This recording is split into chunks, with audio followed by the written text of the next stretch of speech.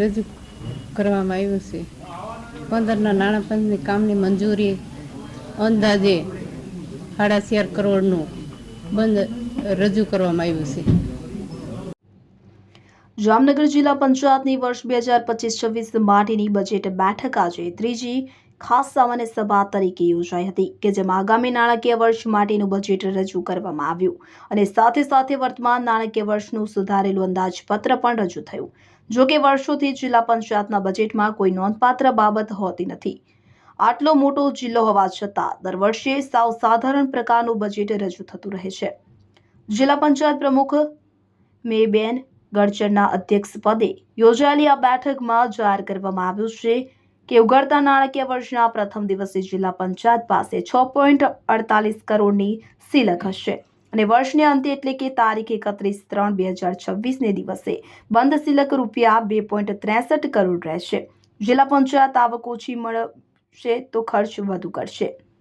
બજેટમાં કહેવાયું છે કે વર્ષ દરમિયાન સ્વભંડોળની રૂપિયા 5,42,49,000ની આવક થશે. તેની સામે વર્ષ દરમિયાન રૂપિયા 9,67,85,000નો ખર્ચ કરવામાં આવશે. આગામી નાણાકીય વર્ષ દરમિયાન સરકારમાંથી રૂપિયા 346 કરોડ આવવાની ધારણા છે અને તે તમામ રકમ વર્ષ દરમિયાન ખર્ચ કરવામાં આવશે એવો શાસકોએ દાવો કર્યો છે. વર્તમાન નાણાકીય વર્ષ દરમિયાન તારીખ 31/3/2025 સુધીમાં સરકારમાંથી રૂપિયા 295 કરોડ આવવાની ધારણા વ્યક્ત કરવામાં આવી છે. આગામી નાણાકીય વર્ષ માટે સ્વભંડોળમાંથી વિવિધ કામો માટે નોંધપાત્ર રકમો ફાળવવામાં આવી નથી. એકંદરે સામાન્ય અંદાજપત્ર છે. આ વખતના અંદાજપત્રમાં આરોગ્ય ક્ષેત્રે માત્ર 60,000, ખેતીવાડી માટે 30,000 અને પશુપાલન વિભાગ માટે 1,10,000 તેમજ સિંચાઈ વિભાગ માટે એટલે કે ચેક ડેમો કે જે હાલત ખરાબ છે તેની મરામત માટે માત્ર 20 લાખ જેવી રકમ આ બજેટમાં ફાળવવામાં આવી છે. જામનગર જિલ્લામાં અંદાજિત 500થી વધુ ચેક ડેમો આવેલા છે અને મોટા ભાગના ચેક ડેમોની હાલત ખૂબ જ બિસ્માર છે. ત્યારે આ સામાન્ય ફાળવેલ રકમથી ચેક ડેમોની પરિસ્થિતિ નહીં સુધરે તેવો વિપક્ષ સાક્ષાત લગાવી રહ્યું છે. જામનગર જિલ્લો આમ તો ખૂબ મહત્વનો માનવામાં આવે છે અને વિસ્તારની દ્રષ્ટિએ પણ આ જિલ્લો હવે મોટો થતો જાય છે. પરંતુ દર વખતે આ પ્રકારનું સામાન્ય બજેટ એ જામનગર જિલ્લાની પ્રજાની આશાઓ પર પાણી ફેરવી નાખે છે. ગત વર્ષનો સુધારા બજેટ કે જે કરવામાં આવ્યું છે તેમાં ગ્રામ્ય વિસ્તારોમાં જે રસ્તા સમારકામ માટે કુલ 70 લાખ રૂપિયાની જોગવાઈ કરવામાં આવી હતી તે ગત વર્ષમાં વાપરી શકાય નથી. માટે આ વર્ષે ફરીથી તે બાબતને સુધારા બજેટમાં સમાવેશ કરવામાં આવ્યો છે. બિલ્ડિંગ જાળવણી અને બિલ્ડિંગ મરામત માટે 50 લાખ જેટલી રકમ ફાળવવામાં આવી છે. ત્યારે આરોગ્ય અને ખેતીવાડી જેવા સેક્ટર માટે સામાન્ય 60,000 અને 30,000 જેવી રકમો ફાળવવામાં આવી છે. આજ રોજ જામનગર જિલ્લા પંચાયત ખાતે બજેટ રજૂ કરવામાં આવ્યું. આ 12.30 લાખના બજેટ સામે જિલ્લાની પ્રજાની સુખાકારી માટે ખૂબ જ ઓછા નાણાં ફાળવવામાં આવ્યા. આ બજેટમાં અધિકારી અને પદાધિકારીની મોજ મજા માટે જ રજૂ કરવામાં આવ્યું હોય એ રીતના આંકડાઓ રજૂ કરવામાં આવ્યા છે. 12.30 કરોડના બજેટ સામે આરોગ્ય ક્ષેત્ર માટે માત્ર 60,000 રૂપિયા જેવી મામૂલી રકમ, ખેતીવાડી ક્ષેત્રમાં માત્ર 30,000 રૂપિયા જેવી મામૂલી રકમ, પશુપાલન ક્ષેત્રમાં 1.10 લાખ રૂપિયા જેવી મામૂલી રકમની ફાળવણી કરવામાં આવી છે. ગત વર્ષનું સુધારા બજેટ પણ આજે રજૂ કરવામાં આવ્યું.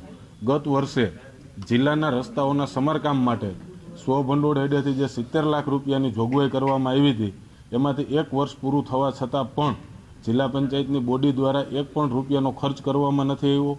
સમગ્ર જિલ્લાના રસ્તાઓની હાલત અત્યંત કફોડી છે. ત્યારે જે પૈસા ફાળવણી કરવામાં આવ્યા છે એ પણ જિલ્લા પંચાયત પૂરતા પ્રમાણમાં વાપરી શકી નથી.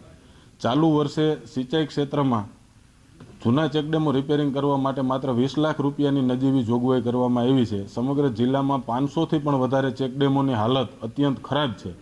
ગત વર્ષમાં 1 પણ ચેકડેમ રિપેરિંગ જિલ્લા પંચાયત દ્વારા કરવામાં નથી આવ્યું અને આ વખતે પણ જે 20 લાખ રૂપિયાની જોગવાઈ કરવામાં આવી છે એ જોતાં એવું લાગી રહ્યું છે કે કદાચ 1 કે 2 ચેકડેમો જિલ્લા પંચાયત દ્વારા રિપેરિંગ હાથ ધરવાનું આયોજન હોય. આમ જોવા જઈએ તો અધિકારીઓને અને પદાધિકારીઓના બિલ્ડિંગ મરામત અને બિલ્ડિંગ જાળવણીના નામે લાખો રૂપિયા 50-50 લાખ રૂપિયા બિલ્ડિંગ જાળવણીના નામે ફાળવી દેવામાં આવ્યા છે. આ બજેટ છે એ પ્રજાલક્ષી બજેટ ના કહી શકાય. અમે આ બજેટને સખત શબ્દોમાં વખોડીએ છીએ. આજે જામનગર જિલ્લા પંચાયતમાં સામાન્ય સભાનું આયોજન થયેલ.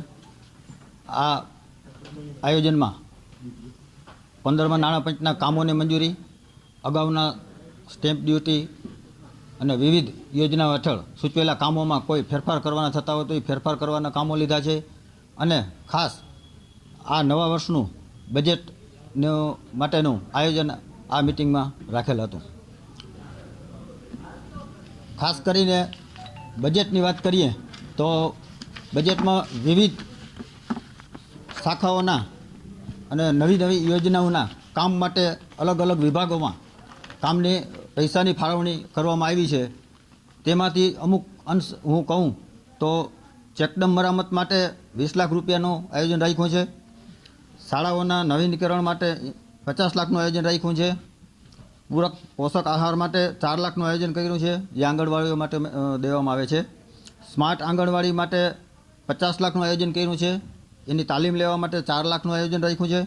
પશુપાલન ક્ષેત્રે 1 લાખનું આયોજન રાખ્યું છે. સમાજ કલ્યાણના વિકાસ કામો માટે 70 લાખનું આયોજન રાખ્યું છે. કુદરતી આફત આવે ત્યારે ઓચિંતી કોઈ જરૂરિયાત પડે તો એના માટે 25 લાખનું આયોજન રાખ્યું છે. ગ્રામ્ય રસ્તાઓ છે એના મરામત માટે 70 લાખનું આયોજન રાખ્યું છે. અને વિકાસના કામો માટે 350 લાખ રૂપિયાની જોગવાઈ માટેનું આજની બજેટમાં આયોજન રાખેલ છે. કુલ બજેટનો કેટલો અંદાજ છે? કુલ બજેટ 1230 લાખનું આયોજન આખું બજેટ છે. ગત વર્ષ કરતાં આ વખતે આવકમાં એક અંદાજ આવક ઓછી થઈ હોવાનો અંદાજ મૂકવામાં આવ્યો. નહીં, બધામાં નહીં, અમુક વિભાગમાં આવક ઘટતી હોય તો એ પ્રમાણે એનું આયોજન આખું રાખેલ હશે. કુલ આવક કુલ આવકમાં ઘટાડો રાખેલ નથી, પણ અમુક વિભાગમાં ક્યારેક ઘટાડો આવતો હોય, ક્યારેક વધારો આવતો હોય તો એનો અંદાજ જોઈ અને આખું આયોજન કરેલ છે. આ બજેટ શિક્ષણ, આરોગ્ય એ વિભાગોમાં ખર્ચ ઓછો કરવામાં આવ્યો છે આ વખતે. નહીં, ગયા વર્ષે ખર્ચ થયો હોય એના પ્રમાણમાં આ વખતે જોયું હોય તો ખર્ચ ખરેખર ન થતો હોય અને વધારે પૈસા વધતા હોય તો એના માટે ખર્ચ ઓછો રાખેલો હોય. કેટલી પુરાણ છે અને કેટલું કુલ 2198નું બજેટ છે, એમાં 263 લાખની પુરાંત છે.